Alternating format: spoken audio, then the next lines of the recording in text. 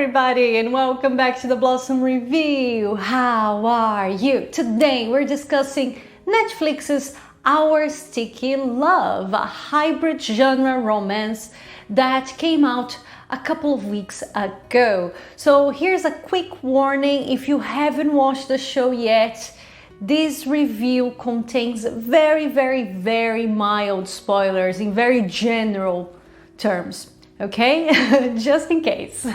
Our Sticky Love introduces us to prosecutor Eun-sae, played by Ha-young, who wakes up one day in a hospital bed, recovering from some sort of awful accident she has no memory of. It turns out that Eun-sae is suffering from dissociative amnesia, which is why she can't remember who she is, where she lives, or what she does in life. Her identity is a complete mystery because she was found with her fingerprints burnt off and no ID among her belongings. A ray of hope surges when her fellow inpatients tell her that her boyfriend has come to pick her up, but that hope goes down the drain when the so-called boyfriend turns out to be Jung Tae-ha, played by Jung Hae-in, a shabby boxing coach who informs her that they live together in a tiny countryside village making taffy. Eun-sae might not remember much, but she's sure of one thing: she likes luxury and class, and in her mind, her fancy lifestyle would never include shabby Tae-ha. Nonetheless, between being dragged to a government facility on her own and heading to the tatty countryside with a stranger, Eun-sae chooses the latter. She doesn't really buy his story, but she believes that this is her best shot at regaining her memory.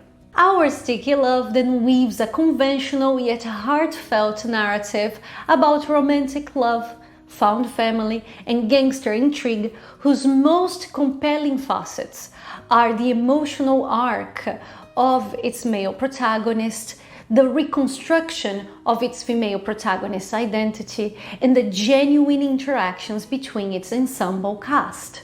Action sequences end up as background noise, almost colorless fluff, when compared to the vibrant, organic universe created by Taffy Village and its inhabitants. There is nothing particularly new or groundbreaking about Our Sticky Love. This script is indeed overflowing with cliches, all painted in the classically warm and bright and picturesque cinematography common to the rom-com genre, with the sporadic, awkward VFX to top it off. Think of a romantic comedy trope and you will likely find it here.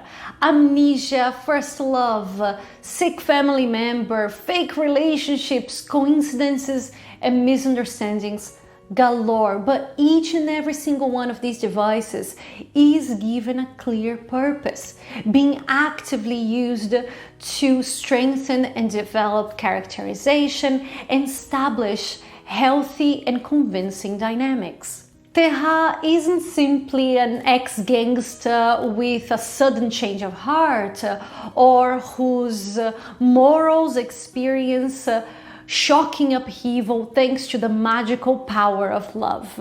He is drawn as a person who has always been kind and gentle, and in a desperate attempt to save his beloved grandmother, he falls into a life of crime that goes against everything he's always believed in. Long before he re-encountered Eun-sae, he had been trying to leave gang life behind and start afresh. Tae-ha's protective and compassionate heart then motivates him to commit to a preposterous farce to try to save Eun-sae's life. As Tae-ha's first love, Eun-sae becomes a symbol of the honest existence he craves, but that fate has mercilessly torn away from him. She's a reminder of his most authentic self, one which he was forced to hide to survive. This connection ties them together despite Eun-sae's amnesia, a device that not only serves as a narrative catalyst, but also allows Eun-sae to rebuild her identity. Our Sticky Love isn't a story about regaining one's memory as much as it is a story about recreating oneself. Just like Terra, Eun-sae stifled her compassion in order to make it in life. She replaced her tenderness with unrestrained ambition, becoming a brilliant yet vain prosecutor who has all the luxury her childhood denied her, but none of the human warmth she truly longs for. The script plays with similarity and contrast. Terra puts on a facade of aggression and wickedness to hide a kind and humble nature that was fostered by a loving community. Meanwhile, Eun-sae has often found herself alone, holding on to a varnish of goodness and elegance that masked an arrogant and hurtful attitude. Despite her amnesia, Eun-sae's personality remains unchanged, binding together the person she once was, the one she currently is, and the one she hopes to become. Sharp-witted, confident, and inquisitive, Eun-sae never takes anything at face value, is keen to assert her independence, and always finds different means to achieve what she desires. Through the relationships she comes to nurture in Taffy Village, she is then encouraged to mold a new identity she is proud to call her own. The community of Taffy Village serves as the backbone of this narrative, bolstering both Terra's and Eun-sae's arcs and characterization. The villagers provide our protagonists with a heartwarming, welcoming, and supportive environment in which they can finally embrace who they really want to be. With a remarkable supporting cast, Our Sticky Love is an ensemble show. Without Taffy Village, it would be deprived of its soul. The sincere bonds they create keep the narrative moving forward, even when its gangster-related storylines cause it to lull. The romance between Terra and Eun-sae unfolds organically, with Terra setting some very respectful boundaries that stop their interactions from ever feeling exploitative, because we're talking about a person with amnesia here, so that can be very tricky. That can be the kind of story that is very tricky to write. They get to know each other with every decision they make. Their attraction naturally becomes stronger through the care and acceptance they offer each other during their hardest, most solitary moments.